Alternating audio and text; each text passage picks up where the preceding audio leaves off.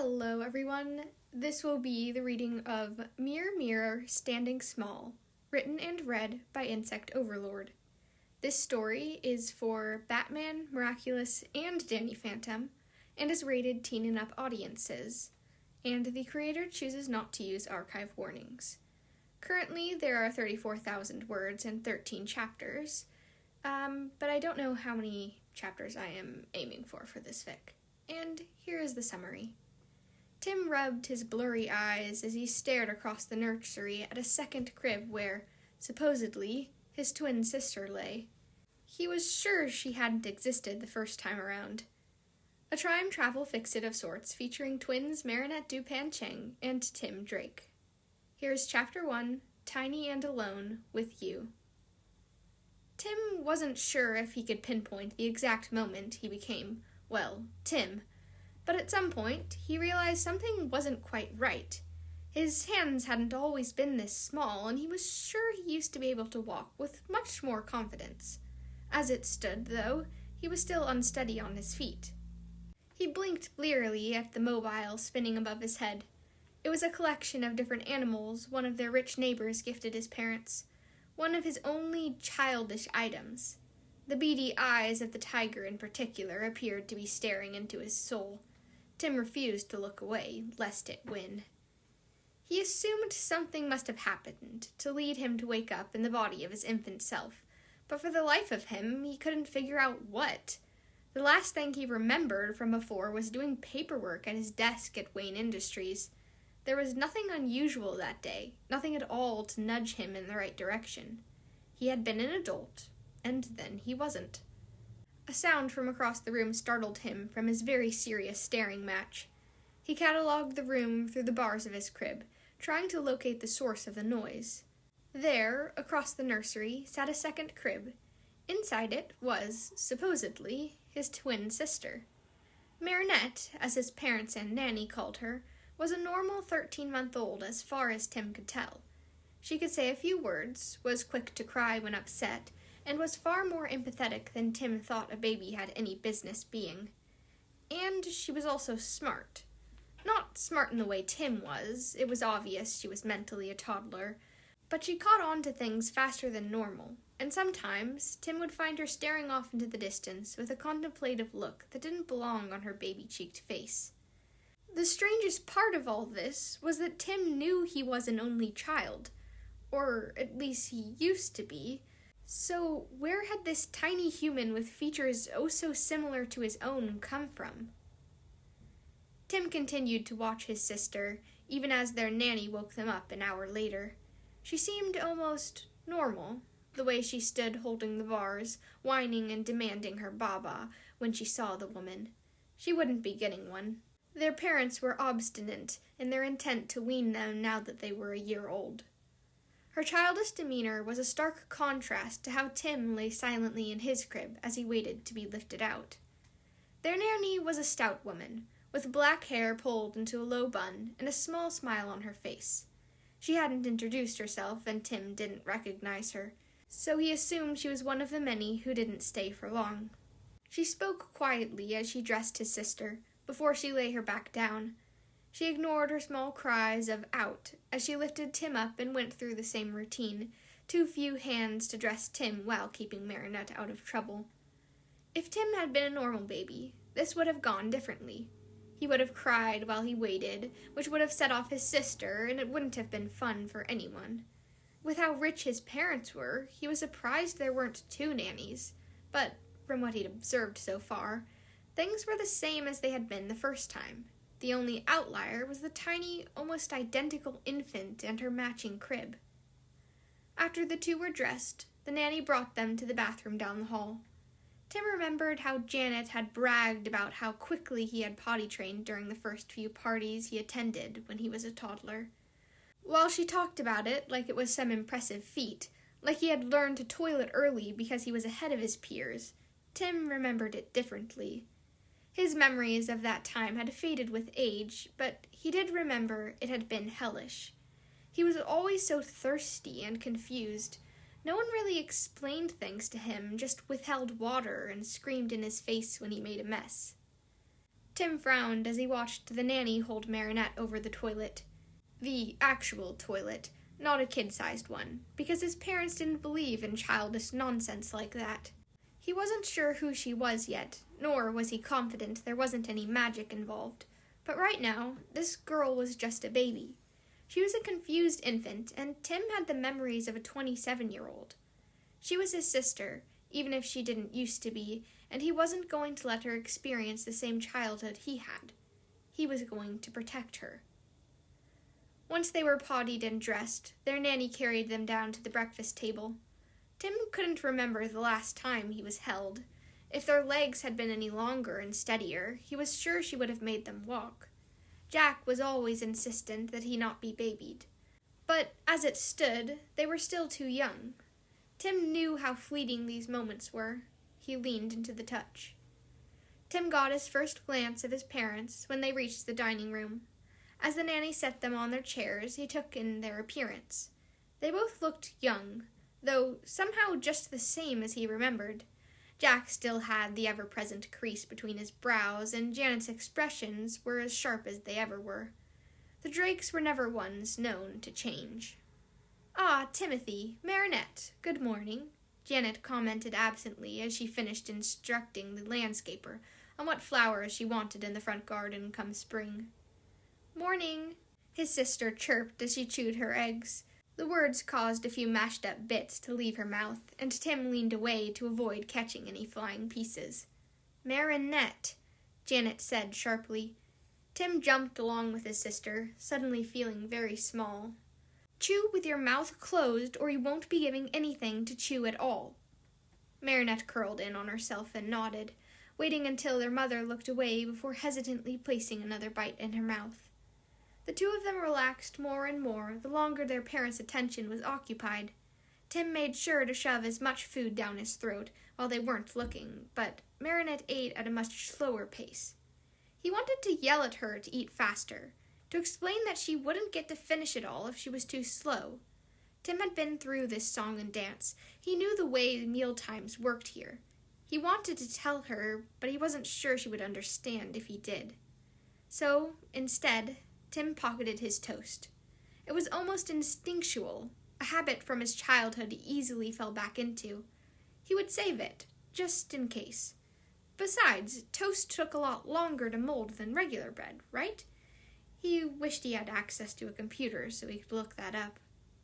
Luckily for his sister, their mother and father left before she was finished. He felt bad that he was relieved to see them go. He hadn't seen them in years, but this was different than a 27-year-old Red Robin / Tim Drake Wayne meeting up with his estranged family. Here, he was just little Timothy Drake. Here, he had no power or voice. Here, he had nowhere to escape to when he got scared. After breakfast was outside time. No one told him that, he just knew. He'd stuck to the same schedule every day until he started preschool. Something about molding the young mind, or some other rich people's excuse to be excessively controlling. As the nanny left to take their plates to the kitchen, Tim sat waiting in his chair, but Marinette turned to get up at the first sign of boredom. She slid down, dangling her feet as she stretched for the floor. She kicked and kicked, but the chair was built for an adult, and her legs were too short to reach. Unable to reach the floor, she decided to jump. Given that she was an uncoordinated infant, this, predictably, went wrong.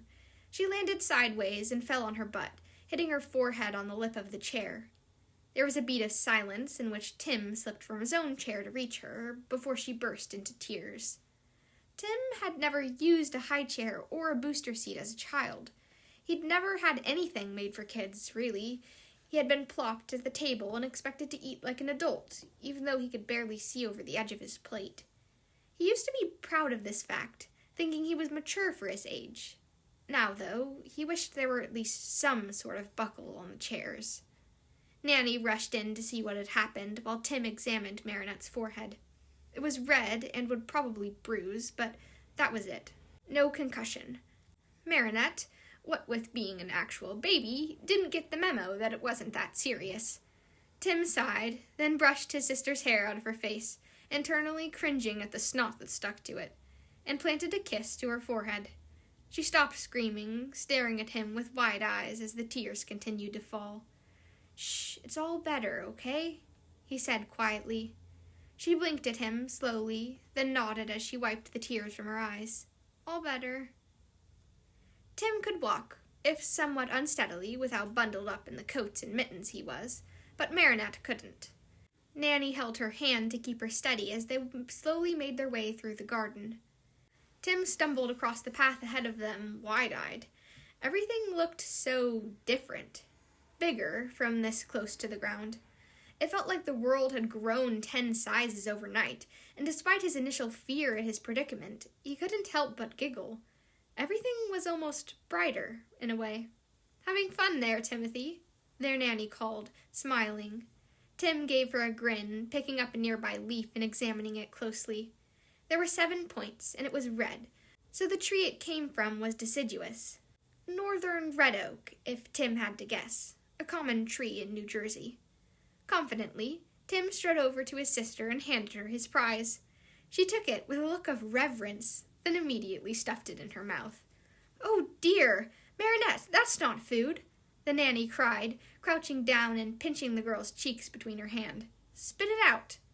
Sadly, Marinette did as she was told. Nanny took the slobbery leaf, curling her lip in disgust, and tossed it on the path. "Honestly," she complained, "just because it can fit in your mouth doesn't mean it belongs there." Marinette plopped down on the path to stare at the leaf despondently, but didn't reach for it again. Nanny grumbled about the girl dirtying her pants, but crouched with her to see what she was looking at, Tim joining them. There, slowly creeping out of the grass, was a garden snail. The siblings watched as it reached the soggy leaf and began to eat it. "That's a snail," Nanny explained. "Can you say snail?"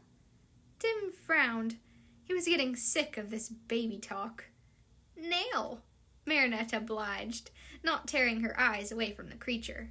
"That's right, snail," she praised, as if she had just gotten the last Fortune 500 question correct, rather than repeat a simple word. "Can you say snail, Timothy?" "Snail." Tim glared. He was not buying into this. It would only encourage her further. She sighed at him. "All right, let's say goodbye to the snail now. We need to finish our walk." Marinette chirped out a bye-bye, with Tim begrudgingly waving along. They only made it a few feet before her attention was drawn to something else. She gasped, pointing at a blur behind one of the hedges in front of them. "Hi!" she waved. At the sound of her voice, a small black cat poked its head out. It blinked bright green eyes owlishly, before trotting over and rubbing its back on the tiny girl. Nanny was quick to shoo the cat away, yelling about bad luck and dirty vermin. Both the cat and Marinette were upset at being separated, and the animal continued to lurk around the garden, watching despite the nanny's best attempts to get it to scram. The rest of their walk continued much the same. They would make it a few feet before some insect or animal would take an interest in Marinette, or vice versa, and they'd stop to watch it, while Nanny tried to keep it from touching them. There was even one instance when a swarm of butterflies landed on and around the group. Nanny hadn't known what to do then. It was strange, to say the least, how enthralled animals seemed to be with her. It was almost like... Tim stopped, his sudden halt causing Marinette to bump into him. She would have fallen back had Nanny not been holding her hand to keep her steady. Tim patted her absently in apology, unable to fully tear his thoughts away from his realization. Marinette was a meta. It made so much sense, too much sense for him not to at least consider it.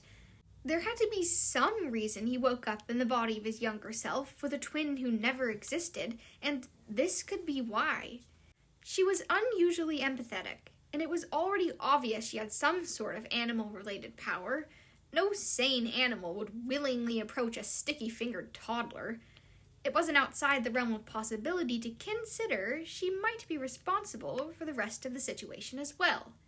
It was either that or magic, and Tim would rather not subject his brain to thinking about the confusing miasma that was that particular can of worms. Still, Tim thought, as he watched Nanny scold his sister for trying to put a handful of dirt in her mouth, Even if she was responsible, it was obvious she didn't know any more about what had happened than Tim did. Less, if the way her face soured at the woman for interrupting her snack. She didn't seem to have any memories from her before at all. She was just a baby. She was just a baby. Tim couldn't blame her for any of this, even if she was involved. He didn't know if this was all in his mind, or if he really had gone back in time, but whatever it was, he was sure of one thing. She was a child, and she had meta powers. Jack hated metas. It was one of the few things he remembered him ranting about from a young age. He thought metas were less than human, and that they were dangerous and didn't belong with the rest of the population. If he found out... Jack already thought Marinette was less than because of her gender, but she would have things much worse if he ever discovered this. Tim might not have his fine motor skills down, and sure, he was a bit wobbly when he walked, but Tim was also a robin, and robins protected the innocents. Marinette may not have been his sister originally, but she was now. He would make sure she never grew to resent that. This concludes Chapter 1 of Mirror, Mirror, Standing Small. I hope you've enjoyed. I'm really liking writing this because I love writing time travel fics and I love writing kid fics. So that's why, like, how many of my stories are like this? All of them. All of them are like this. It's just my favorite trope. So yes, I hope you enjoy. In my author's note, I wrote, next time, it's a special day, kill a stranger or two as a treat. But that's actually not the next chapter. That's like the third chapter or something. I hope you stick around and I hope you enjoyed. And thank you so much for listening.